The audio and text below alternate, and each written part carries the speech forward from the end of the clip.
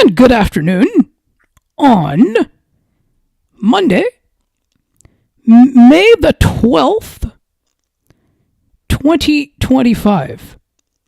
And I actually remember this sort of being somebody's. I remember this being somebody's birthday from past memories. Makara, thank you so much for doing the show today. It's an absolute pleasure as always. Yeah, I remember this being I think it was one of my former teachers. For some reason, I remember this being her birthday. I don't know, for some reason. Oh, really? Isn't that funny how that works?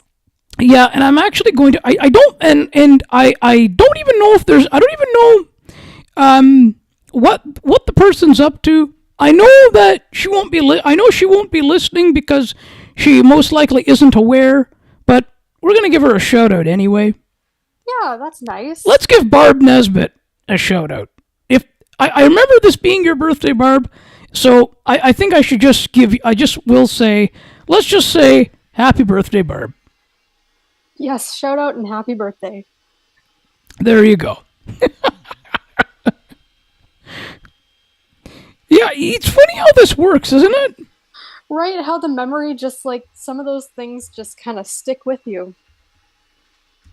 It is, it is. But I always right, But it's funny though. I always tend to remember. Yeah, I always tend to remember that because I don't know. It's just I think it's like some memories do, right? Sometimes you sort of look back and think about, well, what you know, what happened on this day. No, exactly. And it's funny because sometimes you can't even reach for something that happened in the last week, but something that maybe, either happened a number of years ago or pertains to someone from around that time. It's in there for some reason. No, exactly. Yeah, it's funny how that sort of kind of goes, and maybe there are some books on that that kind of thing too. Huh? We should look into that. Oh, I'm sure there are some sort of psychology books. Yeah, why don't we look into that and we can discuss them if you want. We can give that a go. Why not? Yeah. See all the things we come up with here. Of course. Can come So, from anywhere. pardon? Can come from anywhere. Oh, absolutely. Yeah. So let's. So you mentioned. So I got to the end of the Radical Lives of Helen Keller. I will give the. We'll save the ending for next week. Sure, I know you haven't sure. got, but tell me what your thoughts have been up to where you are, and we can kind of and I can kind of share mine as well if you'd like. I think the thing that has really jumped out at me since last week and since continuing a little more is kind of the public perception of her at the time, not necessarily how we view her now, because I think we kind of talked a little bit about that last week, but Feel free to just recap that.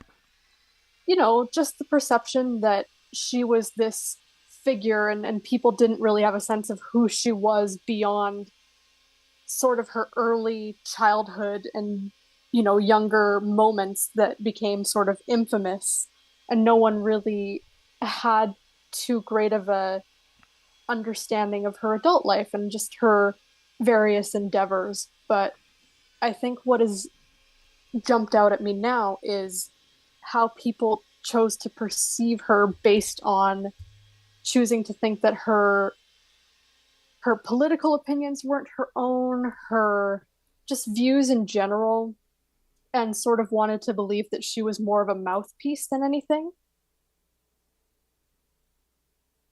Especially, I think, if they didn't necessarily agree with her politics at that time.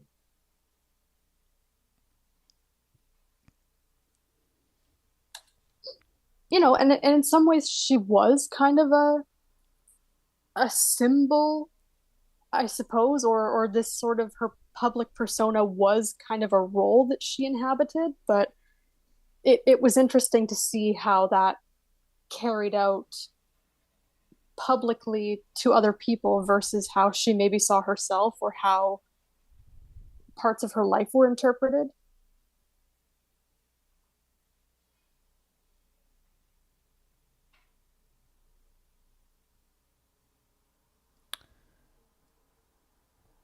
Oh, are you still there? I'm here. I'm just listening to you. Oh, okay. Sorry. Oh no, no. But yeah, I think it's interesting how people wanted to believe that, oh, she can't have possibly formed these opinions on her own, or oh, this person or this person must have influenced her. And I think a lot of that still kind of carries over, if you notice, until in today's thinking towards, towards people with disabilities, I think. I'm gonna follow that up with you. Why do you feel that that is the case? Like, why, in your opinion, or not opinion, but why, in your mind, is it the case? In what sense are you asking? Why is it the case that that is still persisted, or why is it the case that that's happened? Why do you believe that it's still happening?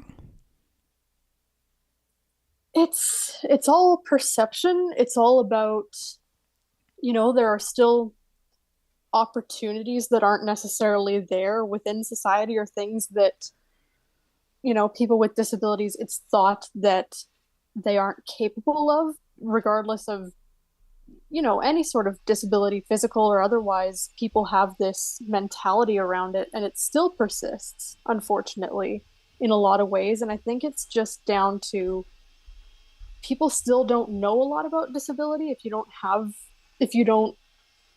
live with that yourself, or if you don't know someone who does very closely, then people still just don't know a lot about it.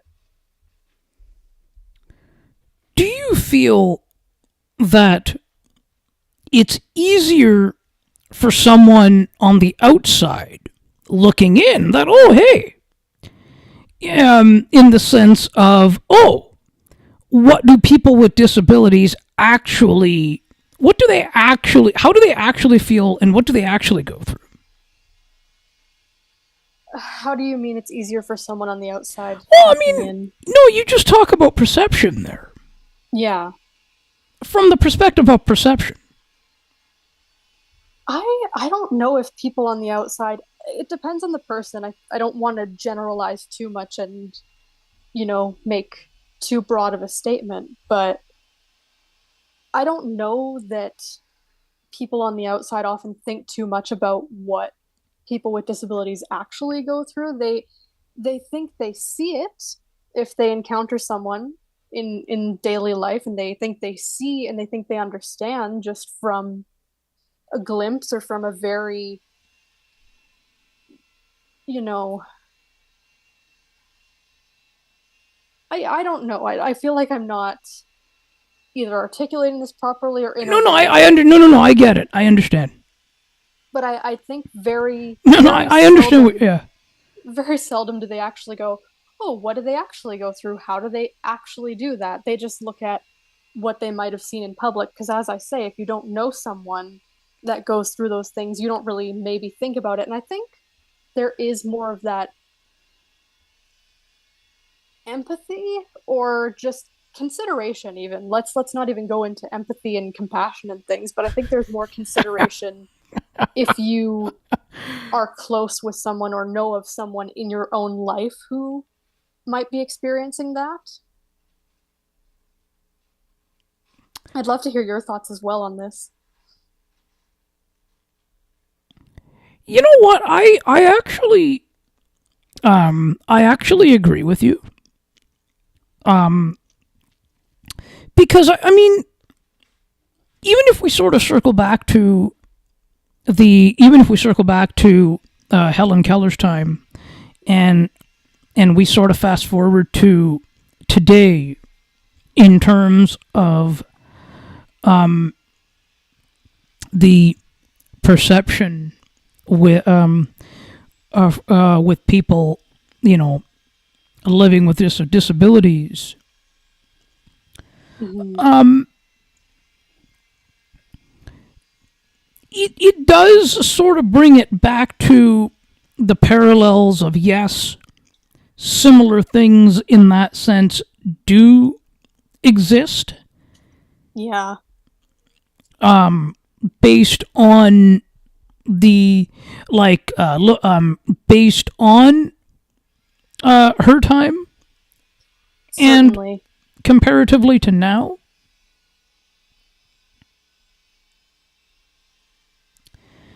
It's but the same question could be the same question could be asked differently of somebody who has done, certainly who has kind of come at it from a different sort of angle.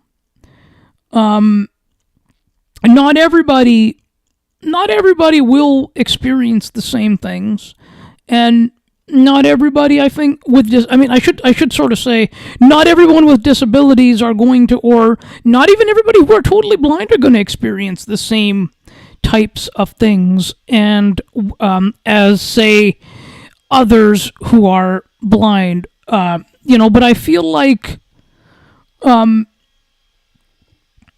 difference, like, have there been some steps taken?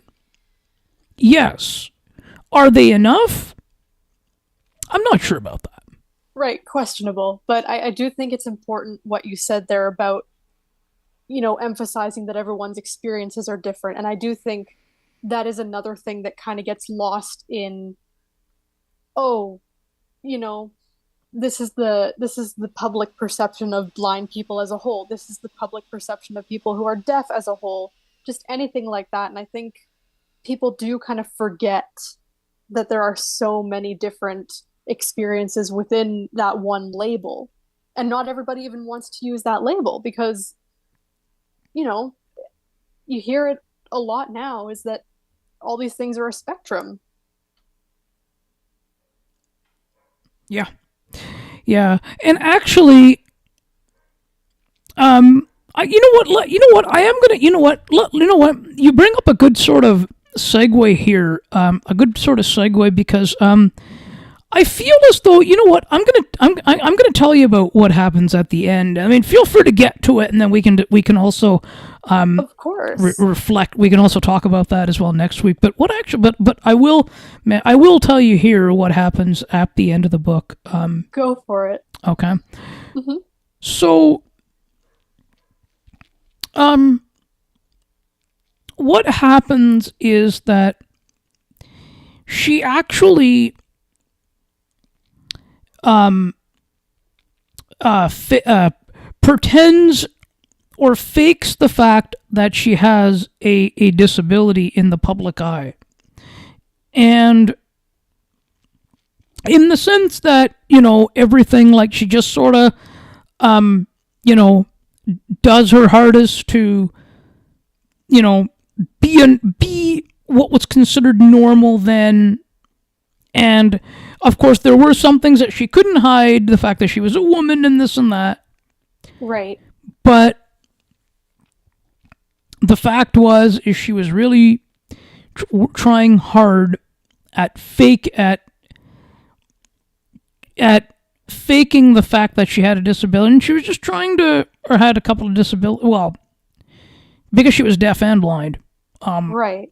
That's sort of which, like, in the public eye, that's how she was kind of going about that. Is, go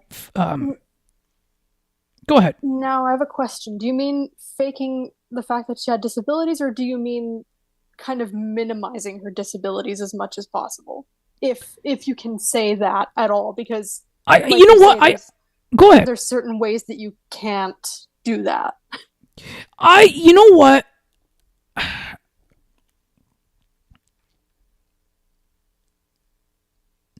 I would say here is the way I interpreted the ending of it Hmm. was, it was kind of a combination. She was trying to minimize it. Hmm. She was trying to minimize it at the same time. Some things, yes, you're right. You can't act like, she couldn't actually be like, there are some things that you couldn't, that she couldn't necessarily hide, but she was trying to certainly hide as much as she was able to hide. And again, that is something that for some people to this day is still something that they will try to do or choose to do, in the sense that they would prefer to not have it be the thing that is most maybe prevalent, or not prevalent, maybe the most noticeable about them, or what you immediately sort of.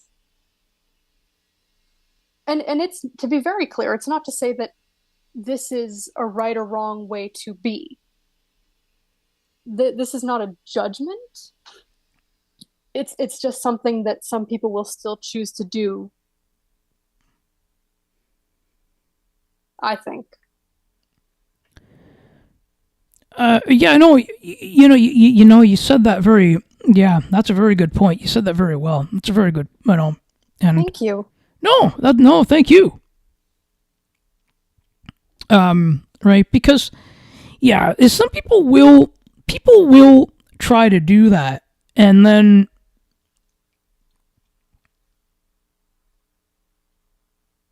kind of be on the outside of what they need to do. In some ways, yes. So I find it interesting that Helen Keller maybe struggled with that sort of thought process, and it seems like a lot of her own personal ideas of how people should live and how she wanted to live were kind of at odds with what she was actually, what her own options were and what her life could be. Yeah, yeah, because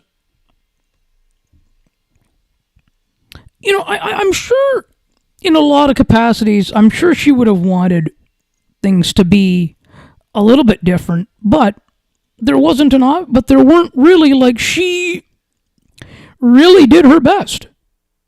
Certainly she did. Even if it wasn't up to the standard that she would have liked, it was, she definitely did her best with what she had and what she could. Oh yeah, yeah, because that is certainly a because that was the tipping point, right? And when you look at when you look at what was available to her, I don't Yes. really feel there was anything more she could have done. I mean, anything differently. No, exactly. And people were still going to think of her as, not forming her own opinions, not. And in some ways, her life was kind of within the boundaries, first of society, and second of people close to her, because of how they thought, oh, she can't do this in her life, or she shouldn't be doing this. Like, people, as we talked about last week, there were those who considered that she shouldn't even have go to college or university, or she shouldn't be in a position later on to be, you know, to marry or have a family and things. And so those things were, those opinions and viewpoints were kind of imposed upon her in her life. So she didn't have, as you say, she really didn't have a lot of options.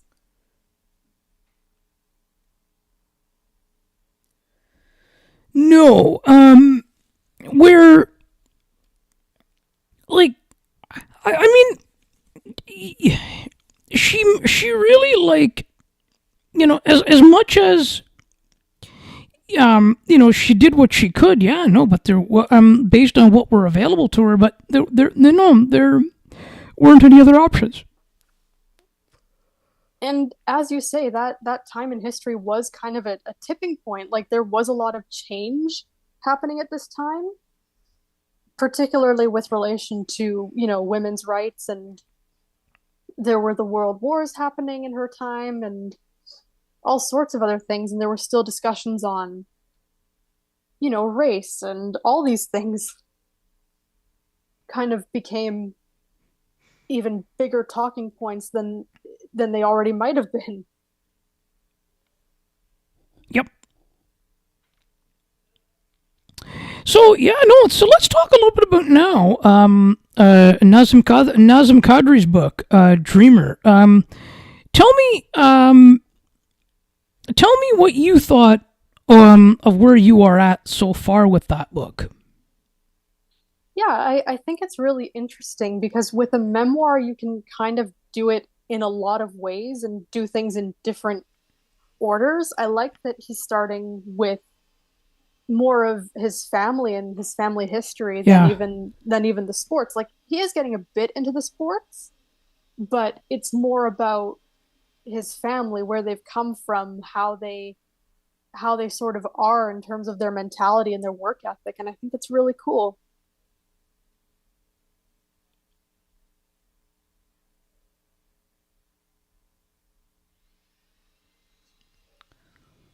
No, I agree because um, yeah, because I think like, it kind of goes to show he's a very much of a, like, he's a, he's a hot-headed figure. That I think is something to say there.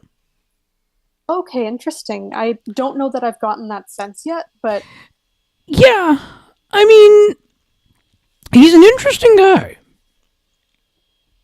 And um you know, and I sort of followed his time a little bit with the when he was with the Maple Leafs, and I like that he really sort of goes about telling that story, and and just getting into the fact that um things he was told not to do and things that he did and got away with doing, tried to, and got called out for a lot of things. I'm often reminded, and I didn't get through the whole book, but this is something that I'm going to read. Um, is is his former general manager's book. Brian. It was written by Brian Burke. Burke's Law. okay, right. I do think I've seen that on your want to read list. I believe it's actually in books I tossed aside. Actually, Oh, possibly, yes. but I'm actually now tempted enough to pick it back up again. Really? Yeah, because of the fact that now that I've read Kadri's book, and Hmm. also Ball 4 was also a bit of a thing on it too, in a different Okay. way. Huh. What made you toss it aside in the first place? I think it was, you know what? I felt it was more of the harsh stories that he was sharing about what it was like with opponents, and how how they speak in the dressing room, um, toward the other players of the other team. Okay, right. And I mean there was some of that in Ball 4 if I remember correctly. I Yeah, recall that being a conversation that we all had correct. during that panel. Yes, and also Kadri's book is also a prime sort of example of that as well as you go into it further. Right. So, you know, it makes me pick up and go through, you know, and makes me go through it again and think about and look at, some of the stories that he did share. Right. And actually, another person I went to school with, who's also a Leaf fan. Shout out to you, Cody. And he said, and he mentioned he actually listened to the book, and we were talking about it at one point. Oh, great. And he's like, "Wow, some of the stories that Burke shared."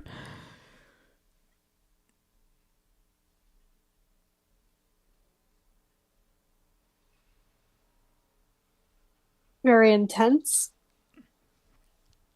Yeah, and stories. yeah, yeah, and you know what? And I would highly recommend.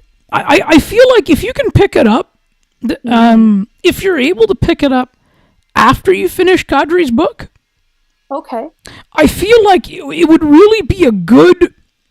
It'll be a bit of. It'll be a good part two of the the Kadri sort of. I don't know what I want to call it. The Kadri experience or the Kadri. I don't know what I want to call that. Interesting. Yeah. Kind of build on the understanding that you get, Yeah, from Kadri's book in a different from a different perspective, but in the same world, if you like. yeah, that's it. Yeah, but I wonder if there's a word for that. We can make up a word here. We can absolutely make up a word. Go ahead, see if you can I make think one up. we've made up a word. We've made up words before. The Kadri sort of the saga. I like it. uh,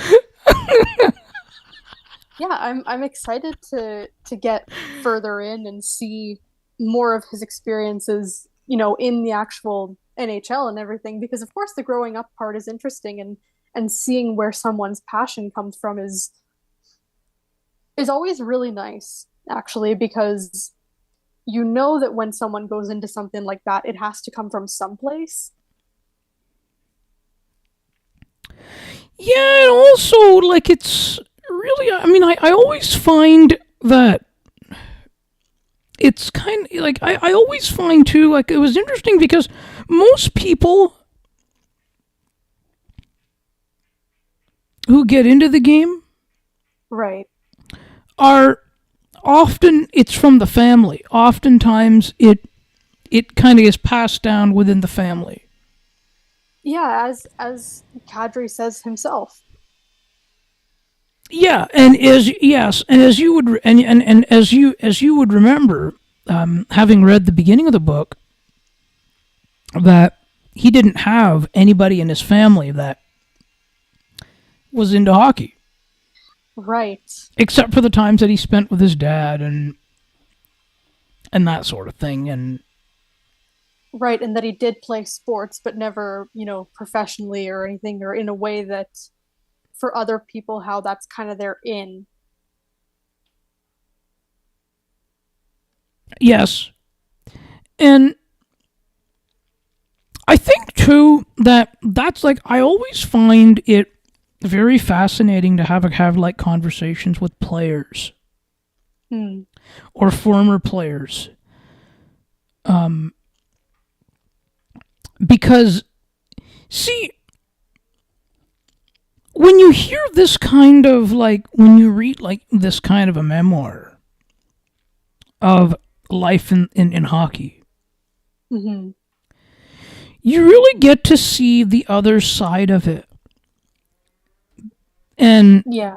it shows that these guys are human and they're actual and that what they go through in their lives as well as on the ice. It's what they go through on the ice too.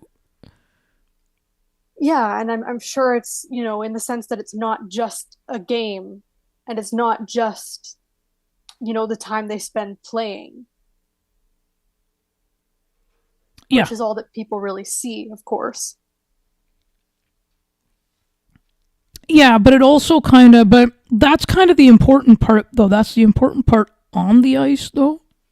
No, of course it is, but that there's more going on in terms of how they think about it, how they want to, what their each of their personal style of playing is, Yeah, how when Kadri says when he was growing up and playing how he was the how his teammates were like predominantly white. There's Hmm. all these other things, you know? Yeah, and that's part of it too, right? That that's something I thought of too. And see, and I feel like that could be very hard, that reality for some people. Oh, I don't doubt it.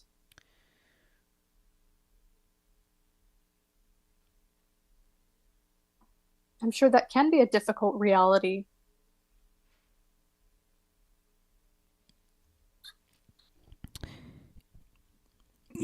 But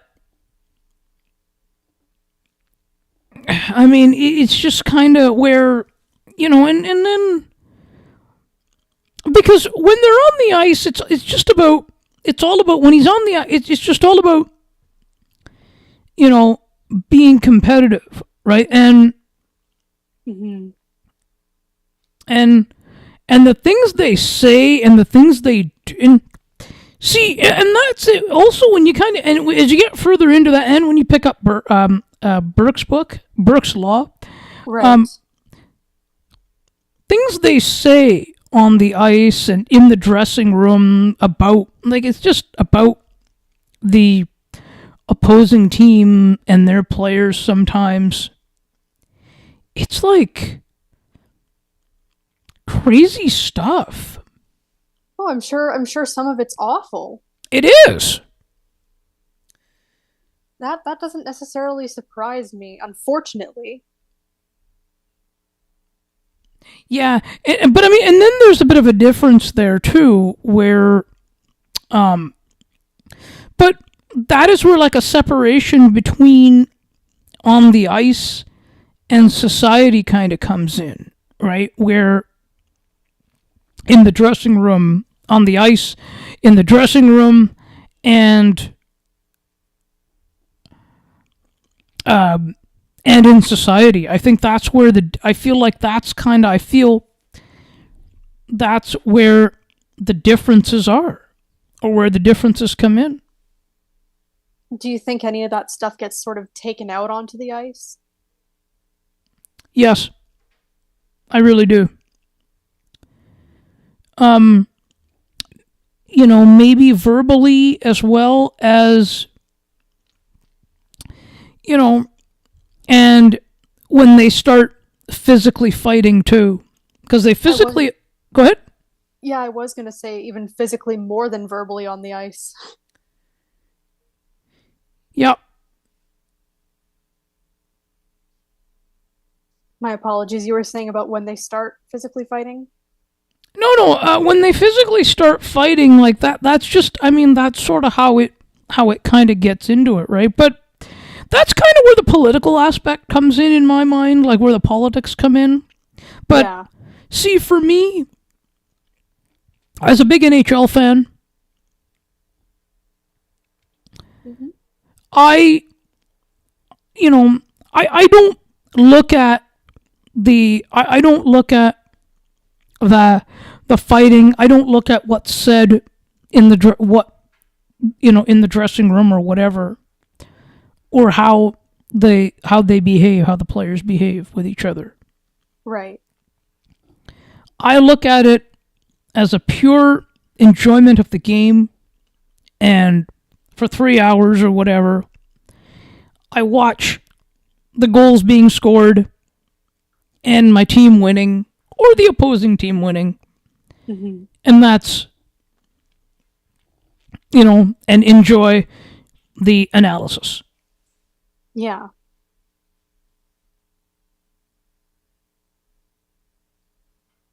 So that's kind of a space for you where, and I know we've had all sorts of conversations on air, off air, like you enjoy talking about politics, but that's a space where you sort of step back from it, if I'm correct. Yes, no, yes. Sorry, I should clarify what I meant by politics. Um, Well, yeah, I'm that's a different politics, but Yeah, no, you're right. Yes, you're right. Yep, Yeah, you're totally right about that. I do enjoy the politics too, but that's a space where I kind of kind of step back kind of away from and just enjoy the games. Yeah, and it makes sense. People need escapes from things. As well as too, right? I mean, I always look at it from that from that perspective as well, but I also sort of even reading, like I totally like that as well because that's also sort of an escape. It can be, yes, very much. That is, I agree with you because that is very much how I've always used reading.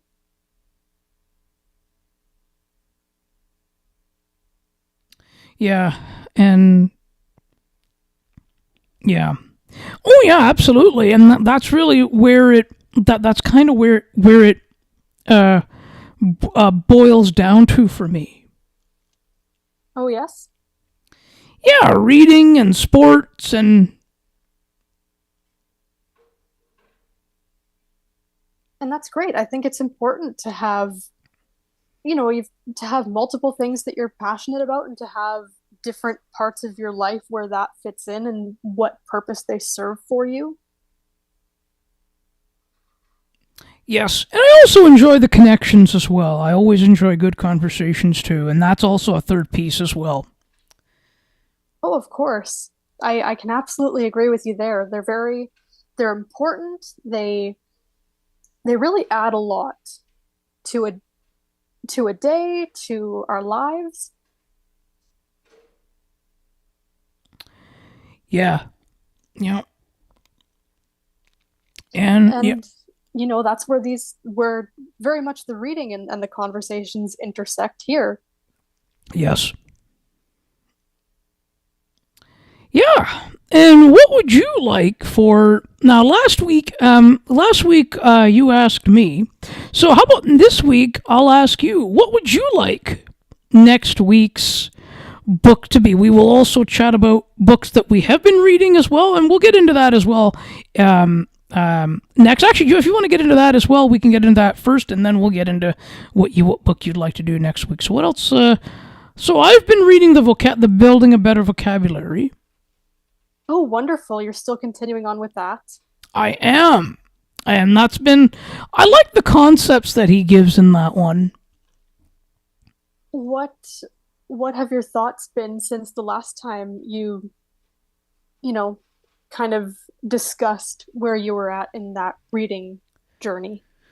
Well, it's kind of interesting, right? I'm not necessarily reading it to memorize or make note of some of the words that he gives, Yeah, that would take a lot more time. but some of the concepts I find interesting, like how he's. I don't exactly remember any right now that as to where I'm at of concepts that he's given.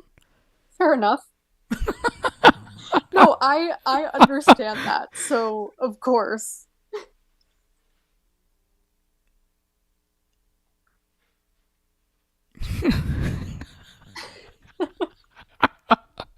And stop saying you're fine as well, which of course is in those that's been pretty good as well. Kind of along the same theme that we've talked about. Right. Yeah. What about yourself? What have you been? What are a couple that you've been taking a look at as well? Well, as we kind of talked about a little bit before we jumped on here, is that it hasn't been the greatest reading week for me. I No, haven't I get those felt, weeks too. Don't worry. oh, of course. It's hard not to at times. And of course, we talked about you want to push yourself to read more, and I feel the same way, but there are just times when you go, I don't feel like listening to something and paying attention to this degree. So, to be very honest, I haven't read much of anything this week aside from what I knew we were going to be discussing. Yeah, but you know what? Here's a little secret, though. Mm-hmm. Do tell. Okay, you know what do you know when I do most of my reading? When's that? At night, in bed. I put the sleep timer on. That is a great trick, honestly, and that is when I tend to appreciate doing my reading the most too, is at night, just to kind of wind things down. Yeah, but see, but you know what though? But you know what I've been doing? Like, see, but when there's been a game, when there's been an NHL game, playoff game on at night, Kind of doing that in place of the reading. yeah, and then if I get up in the middle of the night, then I'll put the book on for about 15 minutes or whatever, and then, Sure, you know, sure. set a 15-minute timer. Well, it's playoff season, so I'll give you that one. Just Okay, just this okay. once, I'll give you that one. Pardon me? Just this one time, I'll give you a pass. Okay.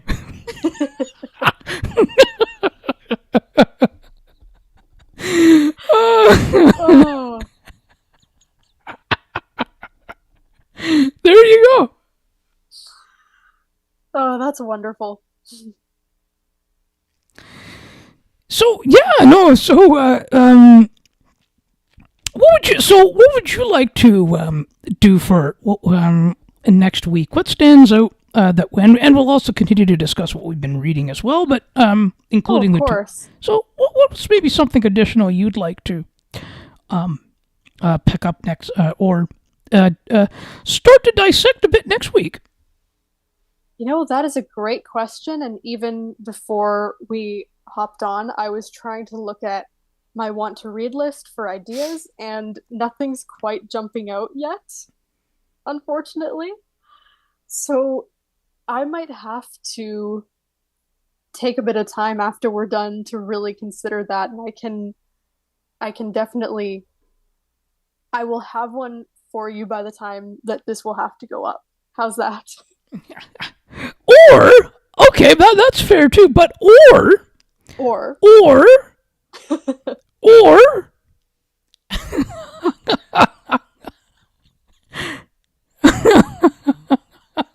I'll do one better for you. okay, We can continue to. We can make this a continue. We can make it a continuation right. of books we are already reading and discussing. Let's maybe go with that. Yeah, Let's do it. because we do have the two that are on the go, and I think that maybe for next week that'll still give us plenty to talk about. Let's do it. Let's do it. How Let's do about it? that. Let's do it. So now the most important question I turn to you All right. is where can people find us online and how can they find us? How can they interact and get in touch with us?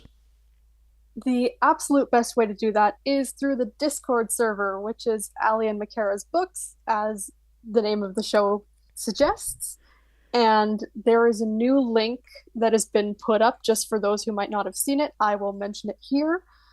And that link won't expire, so you can join at any point that you'd like to. And we've also got Goodreads. We've got a group that is also Ali and Makara's Books, where you can keep up with what we are discussing here. And you can just look at our profiles individually to see what we're reading. We've also got the website if you choose to listen there and keep up with updates there. That is there for you. Also, the name of the show. Am I missing anything? I think we got it all. I think so. So that is And the that YouTube. is- yes, that there is also the YouTube channel, Ali and Makara's Books, where you can listen live there when we are live, or you can catch the shows at a later time. We've got all sorts of methods, but we do put a lot of emphasis on the Discord. Sounds good. And when are we back? We will be back next Tuesday, if I'm not mistaken, May the 20th, as it is a long weekend coming up. Is it the 20th? Tuesday? Yes. I believe it is, Yes. yes. And that is another thing is that we are going to try to stick to Mondays for these, apart from holiday weekends. But Oh, I don't that's mind the gonna, holidays either, so we'll look at that is that too. true. Yeah, I we'll don't do mind that too. either. But just so people are aware, that is, we're going to keep that as a consistent thing. Yes. Yeah, that way everybody knows where, that way you know where to find us and when. Exactly. And we look forward to hearing from people. Yes, we look forward to hearing from you. Look at a watch a yes. So, yes, connect on the Discord. That is the absolute place. Yes, please do. Feel free. And there's a lot of fun stuff going down there. So join in. Join in and also stay on the website as well. Updates are also posted there as well. Yeah, and we always put the links to the website on the Discord as well under the updates, just so if people, whether people are subscribed or if that's just how they prefer to access it, they're there as well. Yes, and we may want to encourage you to subscribe as well. Yeah, definitely go for that. You can stay up to date, automatically get the notifications for new posts. And we are back on Tuesday. Hey, thank you so much, Makara, for doing the show. Thank you. It was a lot of fun. I can't wait to do it again. I am looking forward to it. Me too. And have a great week, everybody. Yes, and for those of you in Canada, happy Victoria Day.